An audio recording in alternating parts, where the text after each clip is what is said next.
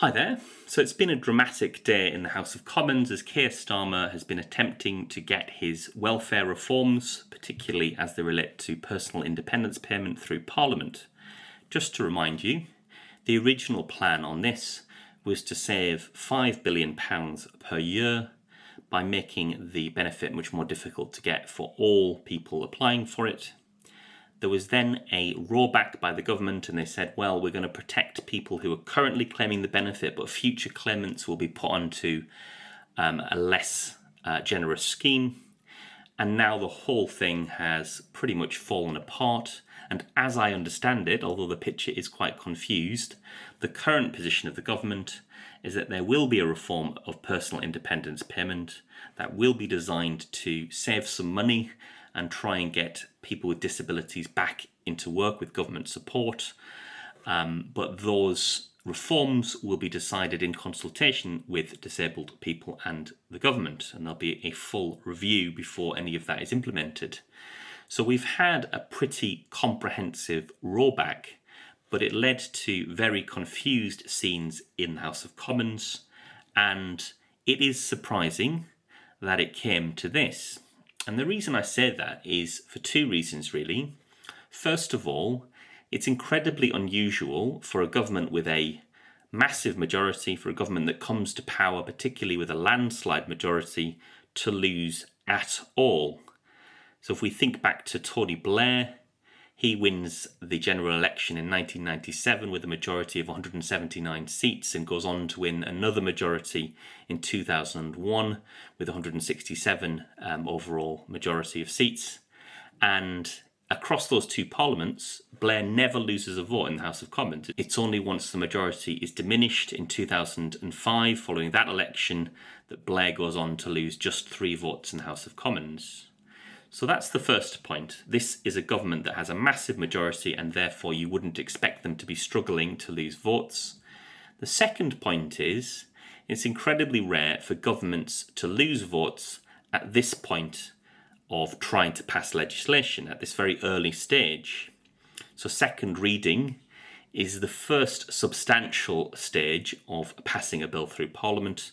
So it's really this first reading where the bill is just read out, which doesn't really count, and then it moves to second reading, and that's the first opportunity for the bill to be debated and for members of Parliament to vote on the substance of the bill.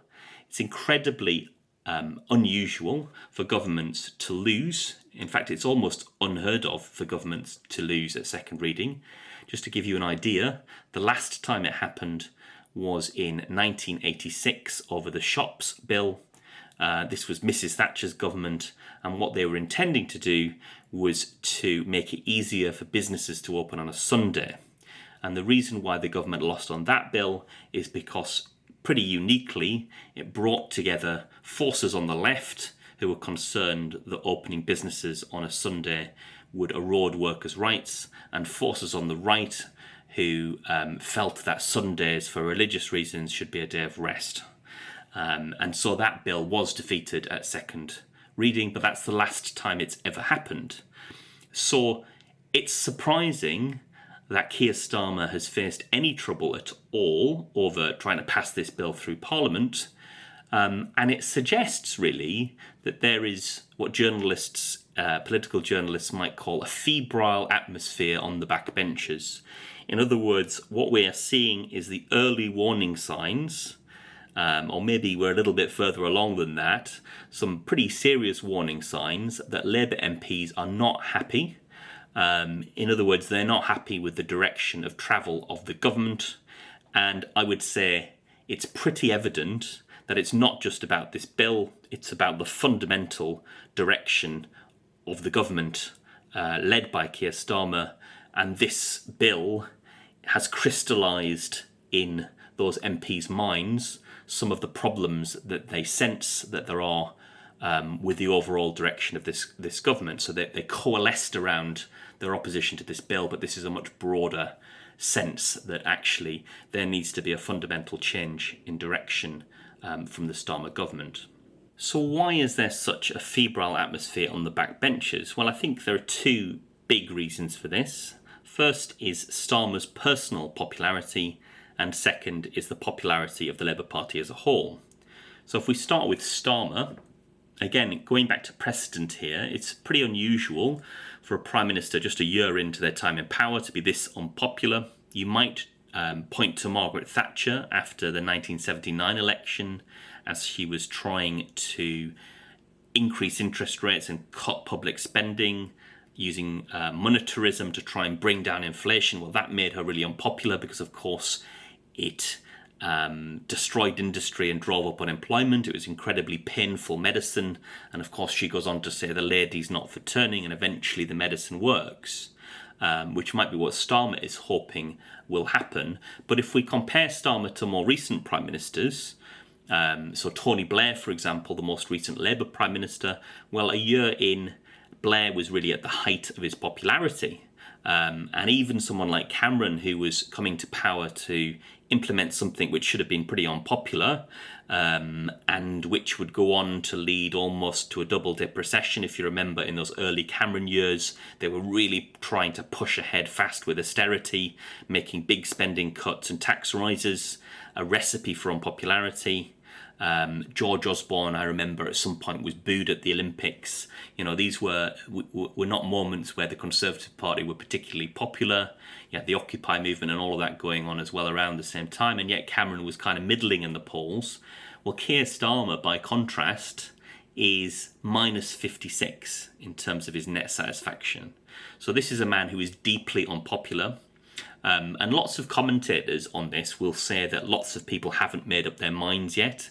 I really strongly disagree with that. I think that people's perceptions are shaped pretty early on. I think actually lots of people, even before the election, didn't particularly trust Keir Starmer, and they had good reason to not trust him because he had came to power as leader, if you remember, by offering 10 pledges. They were very Corbynite, they were very left-wing pledges, and of course he moved away from those pledges to the political centre to try and win power, and that obviously reinforced an impression in people's minds that this man can't be trusted, that he'd do anything for power, and that he's just like the rest of them. And I think those perceptions have stayed with him, right? So he's a deeply unpopular Prime Minister, and he's leading a deeply unpopular party. They are in the low 20s in the polls. Reform have surged ahead. And the only thing that's going for Starmer at this point in time really is that the Tories are doing just as badly. In fact, they're doing worse. Now, I think the particular problem with this government, and the reason why opposition has crystallised around this vote, is because it's emblematic of what people think the problem is with Starmer and with the Labour Party. You wouldn't expect a Labour government to come in and attack disabled people, especially when the amount of money they're trying to save is such a piddling amount of money, which you could raise by increasing taxes on any number of things. Gordon Brown, for example, has suggested, he's floated the idea of a gambling tax to pay for increasing benefits to help children, for example, right? You can find money from places to avoid some of these difficult decisions. And so I think the fundamental issue that Labour MPs are concerned about is that the kind of issues that Labour under Starmer are taking on to try and look tough or to try and look managerially competent in the eyes of the press are issues where it reinforces the view where this isn't really a Labour government, and that reinforces a kind of apathy which I think is really central to our politics at the moment. This idea that lots of people think these politicians, they're all the same. Well, what could reinforce that impression more than a Labour Prime Minister behaving like a Conservative Prime Minister? So look, the vote tonight was won by the government in the end, not surprising, but the fact that there was this atmosphere in Parliament, the fact that the government were forced to make two big last-minute concessions to rebels, it's a sign of weakness, and it's a sign that Starmer is worried and that the number 10 operation is worried. And of course, as I've said in a number of videos now, which I won't repeat, what is needed is for Starmer right now, without delay, to get a grip on this, right? And And getting a grip on this is going to be difficult, because getting on a grip on this means fundamentally changing direction. It's going to need a reshuffle. It's going to need sacking people who are central to his number 10 team. And as I said in my last video, that's going to be really tough, because they are the people, Rachel Reeves, Morgan McSweeney, people like that, they're the ones that are driving this whole project, which without them is empty.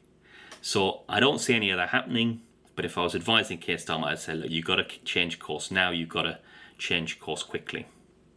So I just wanted to say a few things. Hopefully you've learned a little something about how unusual this is, and also to just say a little bit more this week about just how difficult the situation is for Starmer and Labour at the moment.